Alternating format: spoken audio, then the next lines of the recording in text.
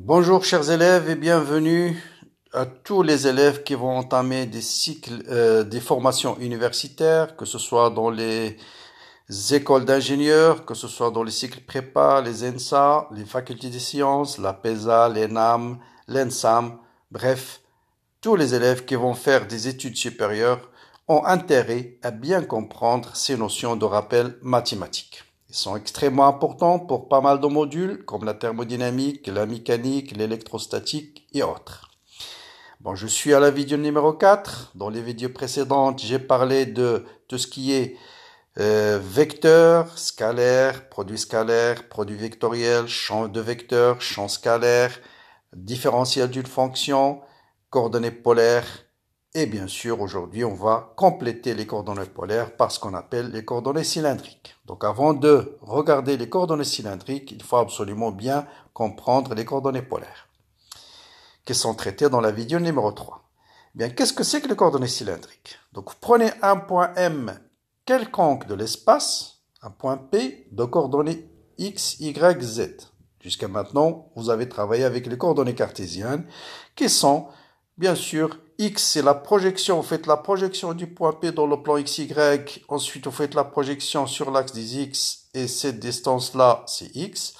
Vous faites la projection sur l'axe des Y, et cette distance-là, c'est Y. Et puis vous faites la projection sur l'axe Z, sur l'axe Z, voilà, cette projection, et vous avez la distance Z. Bien, ça c'est ce qu'on appelle les coordonnées cartésiennes. Sauf que, vous allez voir, dans les problèmes de physique, souvent, dans des systèmes qui ont un axe de symétrie, un axe de révolution, c'est plus facile de travailler avec ce qu'on va appeler les coordonnées cylindriques et non pas avec les coordonnées cartésiennes. Mais qu'est-ce que c'est que ces coordonnées cylindriques? Donc, vous prenez le même point P, vous faites toujours sa projection dans le plan XY, et sa projection que j'appelle H, au lieu de le repérer par les coordonnées XY, vous allez les repérer par tout simplement les coordonnées polaires qu'on a définies dans la vidéo 3. C'est quoi les coordonnées polaires? C'est la distance entre O et le point H, et θ c'est l'angle entre OX et le vecteur OH. Donc ça, c'est tout simplement les coordonnées polaires qu'on a déjà définies. Eh bien, et vous conservez la variable, la coordonnée Z, coordonnée cartésienne. Et vous obtenez ce qu'on appelle les coordonnées cylindriques. Donc les coordonnées cylindriques, ce sont R, θ et Z. Qu'est-ce que c'est que R? Faites très attention, R, ça n'a rien à voir avec la distance OM. Et ça, c'est la grande confusion que vous faites. Donc ça, c'est pas R. R, c'est quoi? C'est la distance, c'est la projection du point P sur l'axe des X, ou bien sa projection sur O. Donc c'est cette distance-là, qui est la même que celle-là. Donc vous faites la projection du point M dans le plan XY, et la distance entre la projection et le centre O, c'est petit r. Ou bien vous faites directement la projection du point P sur l'axe Z, et vous avez ce qu'on appelle la distance R. Donc R et θ, ce sont les coordonnées polaires classiques, et vous ajoutez la variable Z, et vous obtenez ce qu'on appelle les coordonnées polaires. Donc je peux parfaitement connaître la position du point P, soit connaissant ses coordonnées X, Y, Z, coordonnées cartésiennes, soit de connaître les coordonnées R, θ et Z, et c'est ce qu'on appelle les coordonnées polaires. Très bien. Maintenant, on va définir la base polaire. Donc voilà, j'ai toujours mon point M, cette fois-ci de coordonnées R, θ et bon, on va l'appeler phi, hein, phi et Z. Là aussi, des fois on l'appelle phi, des fois on l'appelle θ. Donc c'est quoi R? Soit la distance, vous faites la projection du point M sur l'axe Z, et voilà la variable R. Ou bien vous faites la projection du point M dans le plan XY, et la distance entre le centre O et la projection H, c'est la variable R. Donc ça c'est R. Phi, c'est la même variable, c'est cet angle-là. Et donc R phi, ce sont les coordonnées polaires classiques. Donc la base qu'on va lui associer, c'est la base polaire ER. Voilà le vecteur ER. E phi, c'est le vecteur qui lui est perpendiculaire. Et bien sûr, on va ajouter aux variables R et θ, on va ajouter la variable Z, et on obtient les coordonnées polaires, R, phi et Z. Et à la base polaire, on va ajouter tout simplement le vecteur EZ. Et vous voyez, vous avez la variable, la base cartésienne cylindrique ER, E phi, EZ. Donc voilà les coordonnées cylindriques. C'est très simple. C'est R, θ ou bien phi, vous l'appelez ce que vous voulez, et Z. Et la base cylindrique, c'est ER, E phi, EZ. Très bien. Donc voilà encore donc voilà une remarque très très importante. Vous voyez bien, si je prenais un point M quelconque ici, voilà le vecteur ER, voilà le vecteur Eθ ou bien E phi, et voilà le vecteur EZ. Si je prends un autre point M, toujours ER, c'est ce vecteur-là. Eθ, c'est un vecteur qui lui est perpendiculaire dans le plan, et voilà EZ. Vous voyez bien que EZ, il garde la même direction. Par contre, E phi, ER et E phi, ils changent. Donc faites très très attention. Donc EZ ne dépend pas de l'angle phi. Par contre, ER et E phi, ils dépendent de phi. Ça, on l'a déjà vu en coordonnées polaires.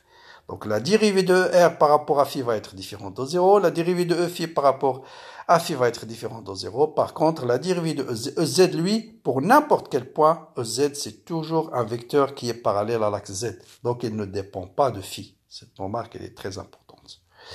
Bien. Maintenant, on va définir le vecteur OM en coordonnées cylindriques. C'est quoi? Ce vecteur OM, c'est celui-là. Donc, c'est égal à ce vecteur-là plus ce vecteur-là, c'est-à-dire OH plus HM.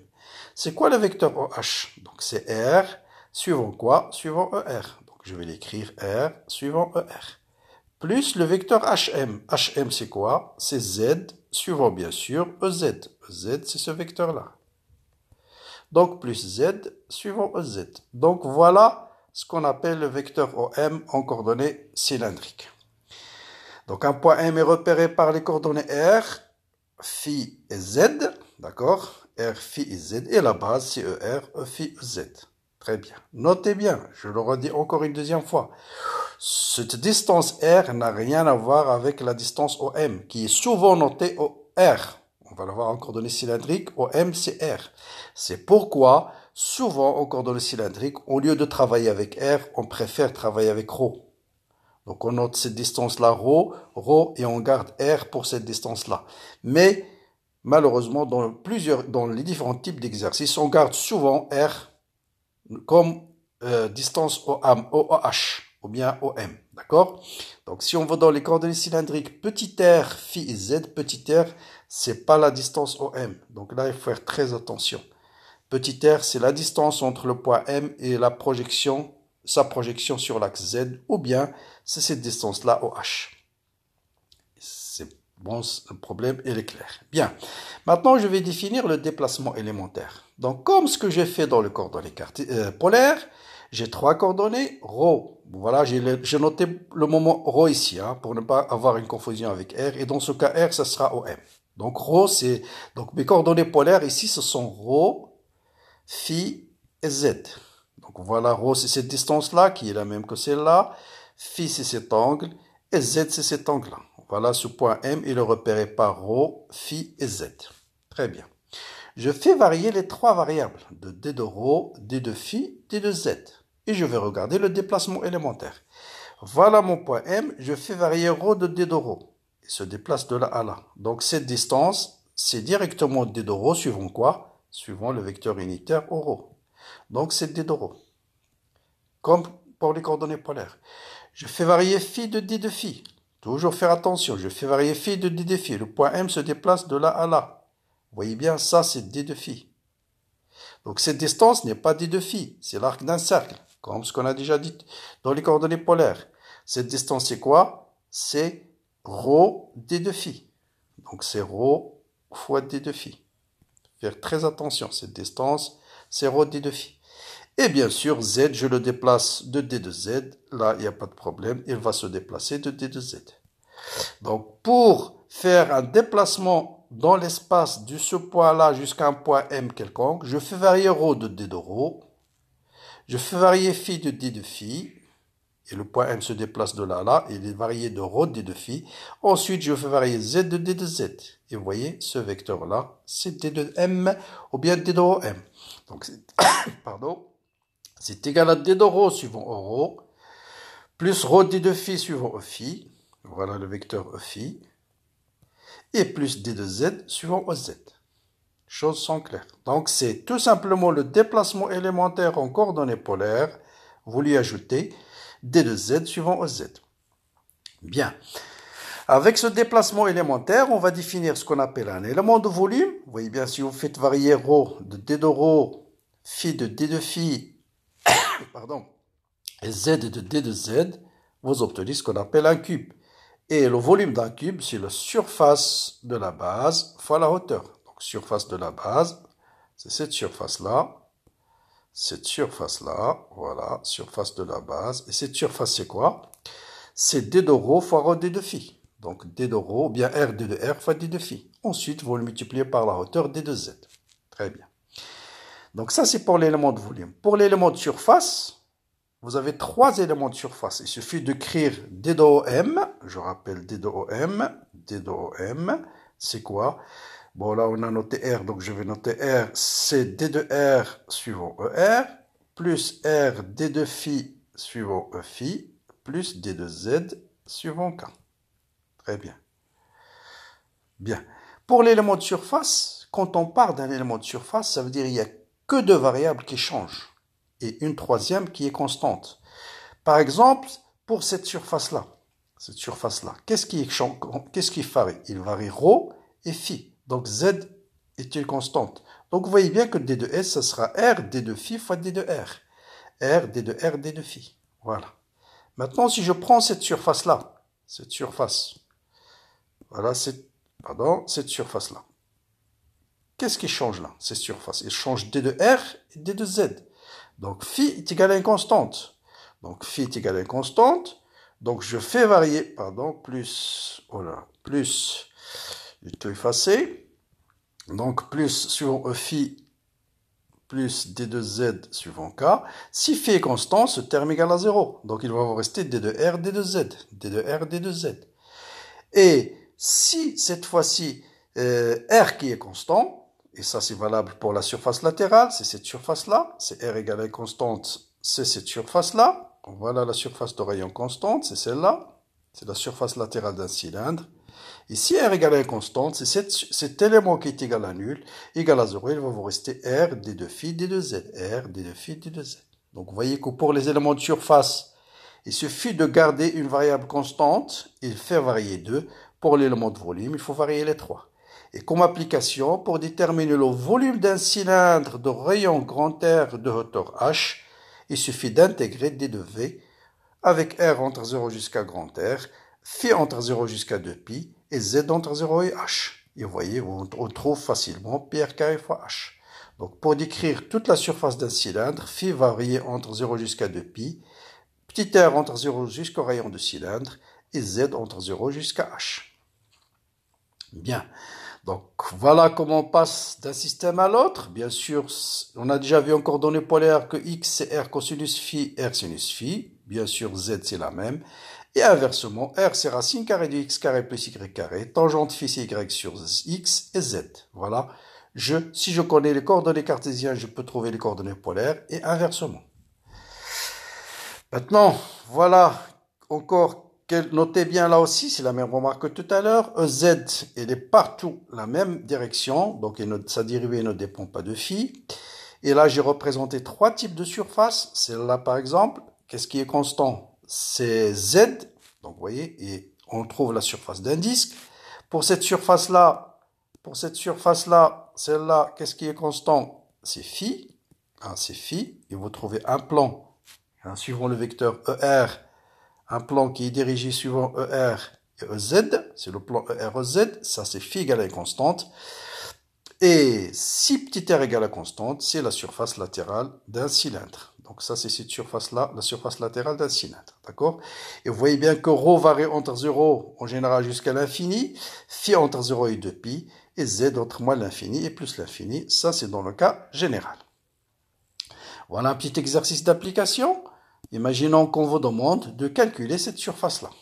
La surface, une partie d'un cylindre qui est comprise entre pi sur 6, pi sur 3 et pi sur 6. Ça c'est pi sur 6, pi sur 3 et ça c'est pi sur 6. Voilà. D'accord? Donc, et Z varie entre 0 jusqu'à 3. Donc là, la hauteur Z égale à 3. et cette surface-là. Donc, donc là, j'ai besoin d'abord de déterminer ce que c'est qu'un élément de surface ici. Donc, cet élément de surface. Tout simplement, si vous voulez déterminer un élément de surface en coordonnées cylindriques, posez-vous la question, qu'est-ce qui est constant sur cette surface? Vous écrivez d de m dans le cas général, qu'est-ce qui est constant? C'est le rayon, donc d de ρ égale à 0, et vous faites le produit des deux autres. Donc d de s, c'est d de z suivant z, c'est ce vecteur-là, plus ρ d de phi, ρ d de phi. Donc, ou bien r d de phi, c'est la même chose, d'accord? Donc c'est r d de phi d de z, deux fois on note r, deux fois on note ρ, c'est pas grave. D'accord? Donc, vous intégrez, donc cette surface-là, ça sera tout simplement l'intégrale de r d de phi fois l'intégrale d de z. Bien sûr, le rayon, il est constant. Le rayon est égal à 5. Donc, le rayon est égal à 5. Donc, je sors 5. Il reste l'intégrale d de phi entre pi sur 3 et pi sur 6. Et puis, entre pi sur 6 plutôt et pi sur 3. Pi sur 6 et pi sur 3. Voilà, et d de z entre 0 jusqu'à 3. Et ça vous donne, bien sûr, 5pi sur 2. Voilà comment on applique, on détermine, par exemple, la surface d'une partie de la surface latérale d'un cylindre. Un autre exercice, placez les points de coordonnées 2. Là, on vous donne les coordonnées cylindriques et on vous demande de déterminer les coordonnées cartésiennes. Et pour le deuxième exercice, c'est l'inverse. On vous donne les coordonnées cartésiennes et on vous demande de déterminer les coordonnées cylindriques. Bon, on va voir, c'est pas compliqué.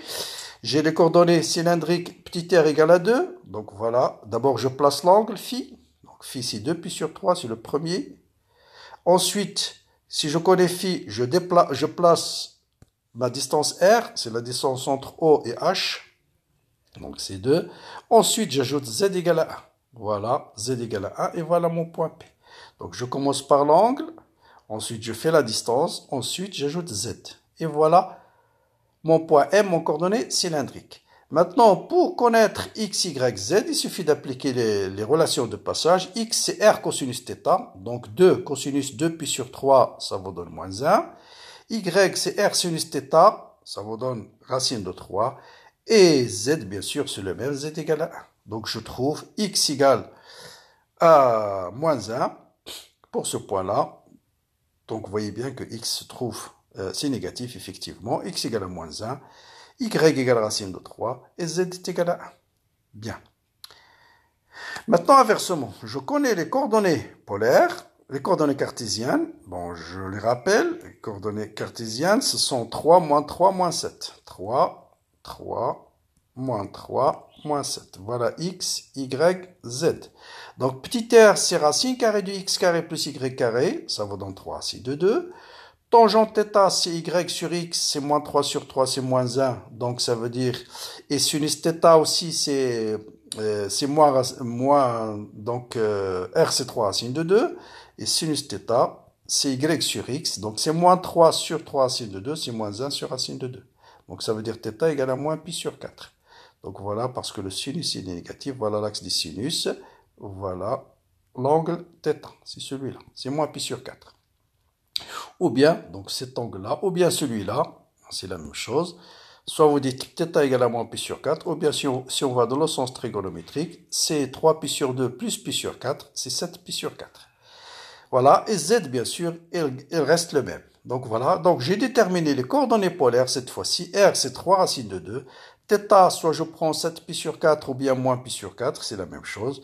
Et z, c'est égal à moins 7. Donc voilà comment on passe des coordonnées cartésiennes aux coordonnées polaires. Bon, ça c'est juste l'expression de la... Donc, l'équation d'un cylindre en coordonnées cartésiennes, c'est x carré plus y carré, c'est c carré. Vous voyez bien, en coordonnées cylindriques, il devient très simple, r égale à c. R, bien sûr, c'est cette distance-là. Maintenant, je vais déterminer, ça c'est très utile en mécanique. Bon, ceux qui ne font pas la mécanique n'ont pas besoin de cette partie. Donc là, je vais déterminer ce qu'on appelle la vitesse et l'accélération en coordonnées cylindriques. Ça aussi, très très important. Donc, je rappelle le déplacement élémentaire. Donc, première méthode, pour calculer la vitesse, il suffit de diviser tout ça par d de t. Par d de t, par d de t.